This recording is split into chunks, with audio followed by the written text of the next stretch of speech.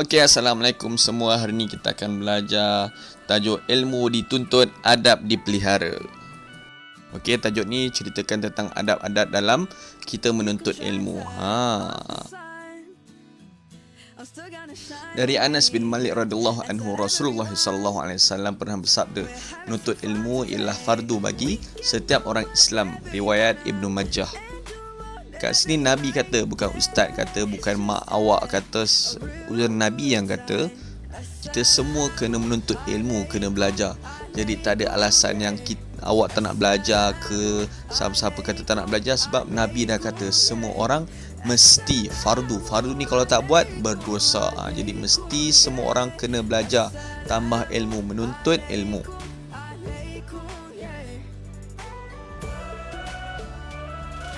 Baiklah, ilmu ni ada dua. Satu ilmu fardu kifayah dan satu lagi ilmu fardu ain. Ilmu fardu kifayah ni ilmu yang wajib sebahagian umat Islam kuasai. Maksudnya bukan semua. Ada 2-3 orang je dalam satu taman, satu kampung tu belajar pun dah cukup. Contohnya macam solat jenazah. Okay, jadi kena seorang dua tahu, imam tahu, bilal tahu, biar kalau ada orang meninggal, ada orang tu pandai untuk solatkan. Ilmu fardu ain ni pula ialah ilmu yang wajib semua orang, tak kira siapa, asalkan dia sihat, dia tak gila, dia berakal lah, semua wajib. Contohnya solat fardu, semua orang kena pandai solat, tak ada alasan saya tak pandai. So dia kena, kalau ada yang tak pandai, dia wajib cari cikgu, pergi sekolah, pergi kelas, belajar solat. Ni contoh ilmu fardu ain. Okey, jom kita tengok kepentingan belajar ilmu fardu kifayah dan fardu ain.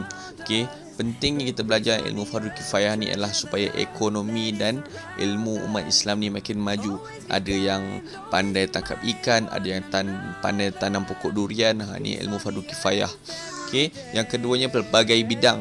Ada orang pandai bina rumah, dia jadi pakar bina rumah. Ada orang pandai jadi doktor, dia pandai rawat sakit. Jadi ni mewujudkan pakar-pakar dalam bidang masing-masing. Jadi dalam masa yang sama, ada orang minat, katalah nak melukis, dia boleh melukis, kita kembang potensi dia. Inilah ilmu fardu kifayah. Manakala kepentingan ilmu fardu ain ialah kita semua laksanakan perintah Allah dengan betul. Kita tahu cara nak ambil wudu, cara nak solat. Bukan bagi salam nak solat, contohnya Allahu Akbar, terus Assalamualaikum warahmatullahi, Assalamualaikum warahmatullahi.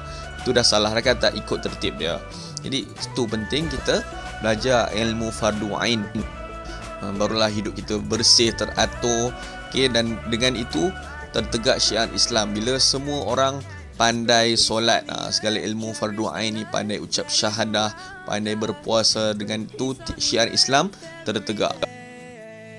Kita masuk pula adab menuntut ilmu. Adab menuntut ilmu ni ada 6. Yang pertama ikhlas, yang kedua berdoa, yang ketiga sabar, 4 menjaga masa, 5 bersungguh-sungguh, dan ke-6 hormat guru.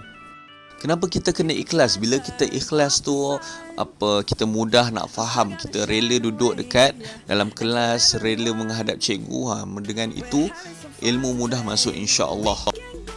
Yang kedua, kenapa kita kena berdoa? Kita masuk kelas, kita doa, Allahumma ftah alaina hikmataka wa anshur alaina min khazain rahmatika ya arhamar rahimin. Kita berdoa supaya Allah mudahkan kita faham. Kita dah minta Allah mudahkan kita faham, mudahkan kita untuk ingat. Kita nak solat, kita ingat, sampai akhir hayat kita ingat segala ilmu yang kita belajar hari ini. Kita doa kepada Allah.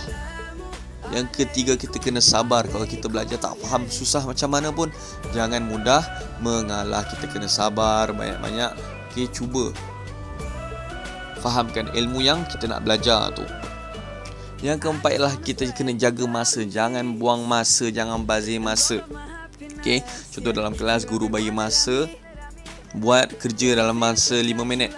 Siapkan dalam tempoh 5 minit tu. Jangan kita leka buat benda lain, buat kerja lain, atau cakap dengan kawan, sembang dengan kawan. Jangan.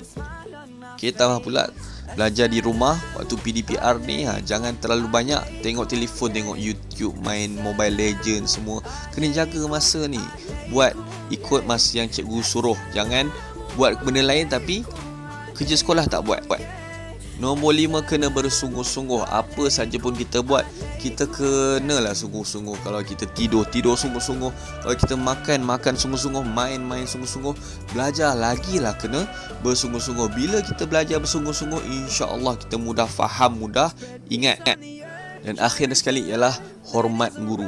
Okey, guru ialah orang yang berikan ilmu kepada kita, ajar kita dengan bersungguh-sungguh, maka kita wajib hormat guru ni. Okey, jangan bagi guru ni terluka perasaan dia. Kena hormat supaya ilmu kita jadi berkat. Kenapa menuntut ilmu ni penting untuk kita beradab? Yang pertama, nak bagi ilmu berkat. Ilmu kita berkat, kita akan lebih mudah ingat, lebih lama ilmu tu lekat di minda kita, fikiran kita. Dan bila kita beradab, Allah akan jadikan kita bermotivasi sebab niat kita betul, kita ikhlas. Dan bila kita tahu ilmu, contoh kita tahu nak solat daripada awal hingga habis, maka kita nak amal pun semangat sebab kita tahu turutan ilmu tu dengan betul. Berbanding orang yang tak tahu solat, jadi mana dia nak solat kan? Dan bila kita beradab, kita bersungguh-sungguh dengan ini, Allah akan mudahkan kita untuk faham sesuatu ilmu tu. Dan bila kita jadi baik, kita belajar dengan elok, cikgu-cikgu akan sayang kita, kawan-kawan pun suka dengan perangai kita ni. Dan bila kita buat baik, kita beradab, Allah sendiri akan angkat darjat kita, Allah akan rahmati kita. Jadi inilah pentingnya kita beradab bila kita belajar, bila kita menuntut ilmu.